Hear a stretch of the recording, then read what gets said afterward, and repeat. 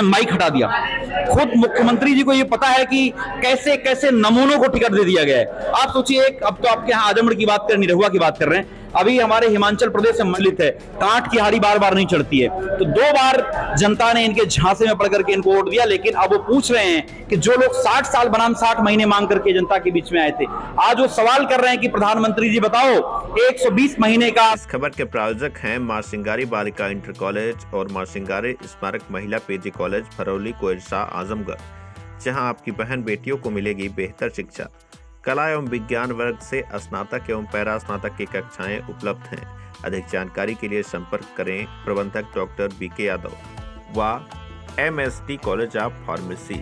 12वीं के बाद मेडिकल के क्षेत्र में अपना करियर चुने, करें रोजगार परक कोर्स बी फार्मा। तो देर किस बात की, एडमिशन ओपन है, सीटें भी सीमित हैं। अधिक जानकारी के लिए संपर्क करें व्यवस्थापक विभव कुमार यादव उर्फ आंसू से।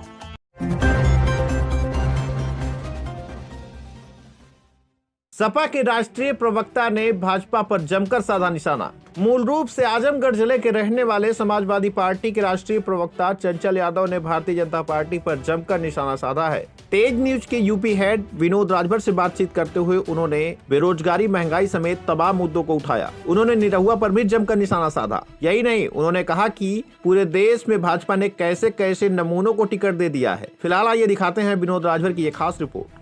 नमस्कार, तेज न्यूज देख रहे हैं आप। इस वक्त मैं मौजूद हूँ, ये सदर लोकसभा सीट है, जहाँ पर अभी मेरे बगल में जस्ट सपा का कार्यालय है।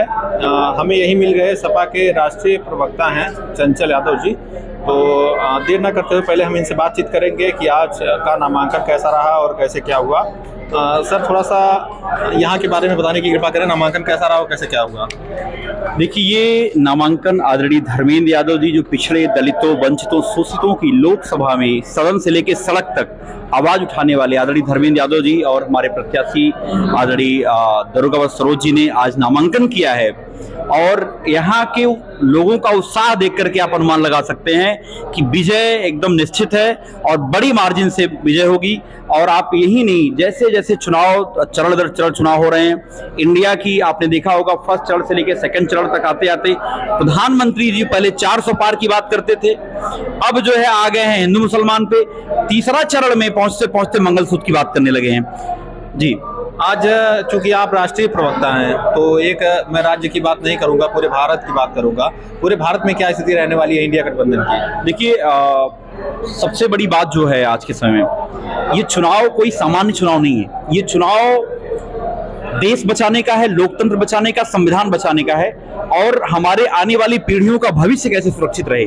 आप सोचिए, जिस तरीके से सरकार ने लोकतंत्र की लगातार हत्या करने का प्रयास कर रही है, संविधान के ऊपर इनके जो बड़े बोले नेता हैं पूरे देश में अनाप शनाप बातें कर रहे हैं। वो चाहते हैं कि संविधान को खत्म करके पिछड़ा, दलित, अल्पसंख्यक, जो जनरल में गरीब है, उन सबके अधिकारों का जो छीना जाए। और जो बीजेपी और आरएसएस का जो एजेंडा है उसको पूरे देश में लागू कराना चाहते हैं। लेकिन पूरे हिंदुस्तान की जनता जान चुकी है, हमारे पूर्वांचल में कहावत बहुत प्रचलित है, कांट की हारी बार बार नहीं चढ़ती है।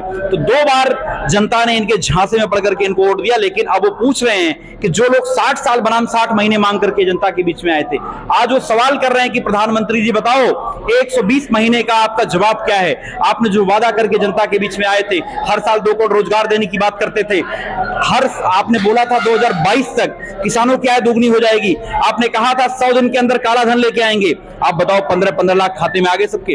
और आज अगर आप देखो, काला धन की बात करने वाले लोग पूरी दुनिया में, आज भारत की साख किसने गिराने का काम किया है, तो हमारे प्रधानमंत्री जी ने। आज पूरी दुनिया में चंदा दो धंधा लो का नारा चल रहा है, लोग आज हंस रहे हैं हिंदुस्तान के ऊपर कि बताओ हिंदुस्तान के गरिमामयी देश, एक गौरव का देश रहा है। लेकिन आज देश की छवि खराब करने का किसी पार्टी ने काम किया तो प्रधानमंत्री जी ने काम किया।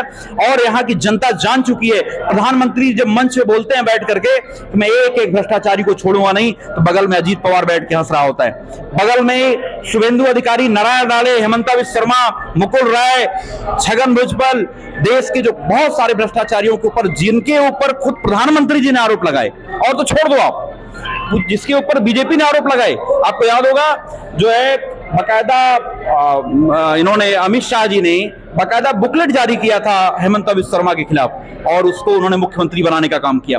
शुभेंदु अधिकारी का नाम आपको याद होगा, जिस तरीके से पश्चिम बंगाल में उसके ऊपर आरोप लगाया उन्होंने शारदा चिटफंड घोटाले का, उसको उन्होंने नेता प्रतिपक्ष बनाने का काम किया। तो बीजेपी का चाल चरित और चेहरा भ्रष्टाचार से लेके, महंगाई से लेके, जो आज के समय में बेरोजगारी है, जो पूरे दुनिया में अगर आप देखें हिंदुस्तान का 45 साल का सबसे निचले स्तर पे जो बेरोजगारी दर पहुंची है, आज देखिए आज हालत यह है कि 83% युवा बेरोजगार है।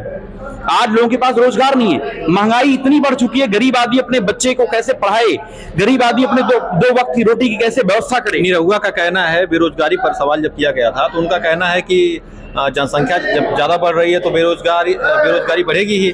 तो इसको लेकर के आप क्या कहेंगे, क्योंकि आपने सुना होगा उनका बयान। देखिए निरहुआ कोई नेता नहीं है और जिसका बयान आया लोग हंस रहे हैं। और सोचिए खुद मैंने देखा, खुद आदरणीय मुख्यमंत्री से किसी ने सवाल पूछ लिया कि आपका एक सांसद जो इस तरीके के बोल रहा है, तो उन्होंने माइक हटा दिया। खुद मुख्यमंत्री जी को ये पता है कि कैसे कैसे नमूनों को टिकट दे दिया गया है। आप सोचिए, अब तो आपके यहाँ आजमगढ़ की बात करें, निरहुआ की बात कर रहे हैं, अभी हमारे हिमाचल प्रदेश से मंडी से लोकसभा चुनाव सदस्य लड़ रही है जो है कंगना रनावत, जो ये मानती है कि 2014 के बाद देश आजाद हुआ है। सोचिए देश के असंख्य लोगों ने जो कुर्बानियां दी हमारे देश के ऊपर, जिन लोगों ने शहादत दी, कितनी असंख्य कुर्बानियों के बाद आज हम अमन चैन की सांस ले पा रहे हैं, वो मजाक बनाती है वो महिला कंगना रनावत। तो एक दो नमूने नहीं है जो ये मानते हैं कि बेरोजगारी इसलिए जो है बढ़ रही है क्योंकि लोग ज्यादा बच्चे पैदा कर रहे हैं। हमारे मोदी जी ने और योगी जी ने बच्चे नहीं पैदा किए। मतलब कितनी शर्मनाक बात है। और ऐसे इंसान को लोग वोट देने के बारे में सोचते हैं, सोच भी नहीं पाएंगे। इस बार निरहू का काम तमाम हो गया है और निरहू भी ये जान गए हैं कि आजमगढ़ की जनता जहां जहां जा रहे हैं, गांव गांव में, वहां पे औरतों से लेकर पुरुष से लेकर हर आदमी सवाल पूछ रहा है, बताओ कि जो तुम वादे करके जनता के बीच में गए थे, कभी अहिर रेजिमेंट की बात करते थे, आपको याद होगा। लेकिन मजाल है, इनकी तो बात छोड़ दो आप, जो उत्तर प्रदेश में कैबिनेट मंत्री हैं इनके, जो देश में पिछड़े समाज, दलित समाज के जो कैबिनेट मंत्री हैं, उनकी भी हैसियत नहीं है कि पिछड़े समाज के जो आरक्षण है या उनकी जो हकमारी कर रही है सरकार, उससे खिलाफ कुछ बोल पाए, नहीं बोल पाएंगे। अभी आपको याद होगा 69 शिक्षक भर्ती के मामले में किस तरीके से माननीय राष्ट्रीय पिछड़ा वर्ग आयोग ने स्पष्ट कहा कि सरेआम धांधली हुई है, पिछड़ों के साथ अन्याय हुआ है, उसके बाद सरकार इसके ऊपर सुनवाई करे, लेकिन सरकार के कान पर जू तक नहीं रहेंगे। माननीय सर्वोच्च न्यायालय ने स्पष्ट कहा कि पिछड़ों के साथ अन्याय हुआ है, तत्काल प्रभाव से इनको नियुक्ति कराई जाए, लेकिन सरकार के कान पर जू नहीं निकलते हैं। तो अभी आपने देखा होगा बांदा विश्वविद्यालय में 20 नियुक्तियां आती हैं, उसमें 18 केवल जनरल के लोग भरे जाते हैं। सोचिए 18 में 14 ठाकुर समाज से आते हैं, तो कितनी शर्मनाक बात है। और ये जनता, मैं बता दूं आपको, जान लीजिए, जो कहावत मैंने कही, कांट की हाड़ी बार बार नहीं चढ़ती है। और आप देखेंगे इसी आजमगढ़ सदैव इतिहास रचने का काम किया है। और एक बार जो पिछली गलतियां हुई हैं, लोग गलतियों को आज भी अफसोस करते हैं। और आपको बता दें बड़ी मार्जिन से, और पूरे उत्तर प्रदेश में आप देखेंगे 3-4 सीटें छोड़ दी जाएं तो बीजेपी सारी सीटें हार रही है। अच्छा, जिस तरह से अभी कोविशील्ड बनाने वाली जो कंपनी है, वह मुद्दा लगातार उठ रहा है। ब्रिटेन की एक अदालत में उसने माना है कि कुछ हद तक जो है जो हार्ट अटैक की घटनाएं हैं उस वैक्सीन की वजह से ये चीजें देखने को मिल रही है। इस पर आपका क्या कहना है, इसमें कहाँ तक क्या लग रहा है आपको? देखिए, अगर आपको याद हो कोविशील्ड को लेकर के अभी तो जो हम आपके सामने कल परसों में न्यूज आई है, इससे पहले बाबा रामदेव ने स्पष्ट एक दिन कह दिया था। बाबा रामदेव इन्हीं के व्यापारी साथी हैं। उन्होंने कहा दुनिया का सबसे बड़ा घोटाला वैक्सीनेशन घोटाला है और लोगों की जान के साथ खिलवाड़ किया गया। और प्रधानमंत्री जी उसके ऊपर नाम नहीं लेना चाहते। आपको आज सब लोग याद कर रहे हैं कि उस वैक्सीन पे जो प्रधानमंत्री जी का नूरानी चेहरा छपा हुआ था, आज लोग उसको याद करते हैं, कहीं मेरी जान तो नहीं चली जाए। तो ये वो सरकार है जो आपके आम जनमानस की जान से भी खिलवाड़ करने का काम की और चंदा दिया, उसको धरना दिया। और आपको याद हो पूना वाला भाग गया देश छोड़ करके। और अभी चंद दिन पहले, और इनकी तो समझिए बलात्कारी जनता पार्टी है, अब जन विरोधी जनता पार्टी है। अब सोचिए कि आज के समय में एक ऐसे बलात्कारी का जिसकी 2000 से ज्यादा वीडियो वायरल हो गई हैं, प्रधानमंत्री जी कहते हैं कि आप इस बंदे को वोट दो, इसका वोट मोदी को मजबूती प्रदान करेगा। आप खुद सोचिए कि आज इस देश की जो राजनीति जो होती थी, पहले सत्ता पक्ष विपक्ष की जो एक गरिमा का ध्यान रखते थे, प्रधानमंत्री पद पे बैठे व्यक्ति अपने गरिमा का ध्यान रखते थे, लेकिन आज प्रधानमंत्री जी क्या बोलते हैं, जिसके पास ज्यादा बच्चे हैं उनको हक छीन के दे दिया जाएगा। मुसलमान को बोलते हैं कि कपड़े से पहचान हो जाती है। तो ये बहुत सारी बातें हैं। और मैं बता दूं कि अब प्रधानमंत्री जी की भाषणों को सुनना नहीं चाहता है। हर आदमी ये कह रहा है कि ये बताओ, आपने जो जनता के बीच में 60 साल बनाम 60 महीने का के आए थे, 120 महीने का आपको हिसाब देना पड़ेगा। 4 जून की वो तारीख तय हो चुकी है, जो प्रधानमंत्री को झोला उठा के निकलना पड़ेगा। वो झोले में कितने इलेक्टोरल बॉन्ड, उसकी जांच होगी। आजमगढ़ में, चूंकि आजमगढ़ के आप प्रॉपर्ली रहने वाले हैं, तो आजमगढ़ में क्या मुद्दे रहेंगे जो जनता जिन मुद्दों पर इस बार वोट देगी, क्या मुद्दे रहेंगे मुख्य रूप से? देखिए, पहली बात तो मैं बता दूं कि आजमगढ़ में किसी ने भी अगर विकास करने का काम किया तो समाजवादी लोगों ने विकास करने का काम किया है। नेताजी, श्रद्धेय नेताजी ने यहाँ पे अगर एक एक ईंट पर समाजवादी पार्टी उनके लोगों का नाम है। बीजेपी के साथ ही बता दे कहीं एक ईंटा भी रखा इन लोगों ने हो, कोई एक रोड का चौड़ीकरण तो कहते हैं कि हमने विश्वविद्यालय बनवाया, हमने एयरपोर्ट बनवाया, निरोगा जी कहते हैं। मैं बता दूं, आने वाले समय में प्रधानमंत्री जी को लोग झांसी का राजा के रूप में जानेंगे। आप जान लीजिए, नोट कर लीजिए, झांसी के राजा के रूप में जानेंगे। और बता दें आपको कि इस आजमगढ़ में जो प्रमुख मुद्दा हमारा नौजवान साथी जो इलाहाबाद, लखनऊ आसपास जो लोग पढ़ाई करने जाता है, 4-4, 5-5, 7-7 साल से नौकरी को लोग तैयारी कर रहे हैं, लेकिन अभी तक कोई भर्ती नहीं आ रही है। जो भर्ती आती है लीक हो जाती है। आप सोचिए, नौजवान जो गाँव का, हम लोग इलाहाबाद यूनिवर्सिटी में पढ़े हैं, 50 किलो 40 किलो गेहूं और चावल लेके लाद के जाते थे पढ़ने के लिए। एक कमरे में 250, 300, 400 रुपए में पढ़ाई करते थे। अब बताओ, नौकरी नहीं आएगी, नौजवान क्या करेगा? वो बेचारा किसान, सोचो, जो जिस एसएससी की जो परीक्षाएं साल में 2 बार होती थी पहले, आप बता दो पिछले 10 सालों में कितनी परीक्षाएं हो पाई हैं। हर साल 22-23 हजार नौकरियां केवल एसएससी की निकलती थी। अकेले सरकार ने 3.25 लाख नौकरी केवल रेलवे की खा गई है। गेल, भेल, सेल सब बेच दिया। और आज हालत यह है कि महंगाई की बात करो। मैं तो कहना चाहता हूं कि जितने भी हमारे नौजवान साथी उस दिन वोट डालने जाएं, अपने घर में सिलेंडर को प्रणाम करके जाएं। प्रधानमंत्री जी की बात आपको याद हो, 2013 में बोला करते थे कि भाई बहनों, आप वोट डालने जाना तो सिलेंडर को प्रणाम करके जाना। और मैं बता दूं, आज हर एक नौजवान, और आप भी बता दूं, आप भी सिलेंडर को प्रणाम करके वोट डालने जाइएगा। डीजल पेट्रोल से आप चलते होंगे, प्रधानमंत्री जी का पहले बड़ा सा फोटो लगा रहता था पेट्रोल पंप पे। वो प्रधानमंत्री का फोटो बीजेपी ने क्यों हटवाया पता है?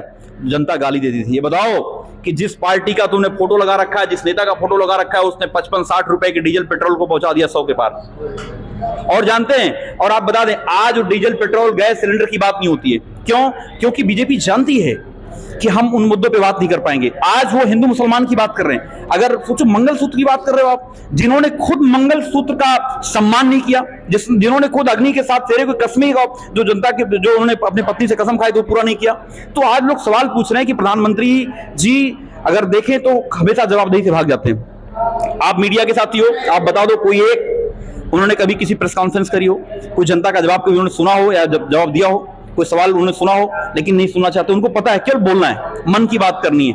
आज लोग इतना परेशान है, बता दूं, बेरोजगारी इतनी चरम पर है। आप हमारे आसपास के हर परिवार में 2-4 नौजवान बेरोजगार, उनको नौकरी नहीं है। चलिए, तो देखा आपने, हमने यहाँ पर जो है समाजवादी पार्टी के राष्ट्रीय प्रवक्ता चंचल यादव जी से बातचीत की है। वो बड़ी बेबाकी से उन्होंने अपनी राय रखी है। फिलहाल ऐसी ही तमाम खबरों के लिए आप जुड़े रहिए तेज न्यूज के साथ।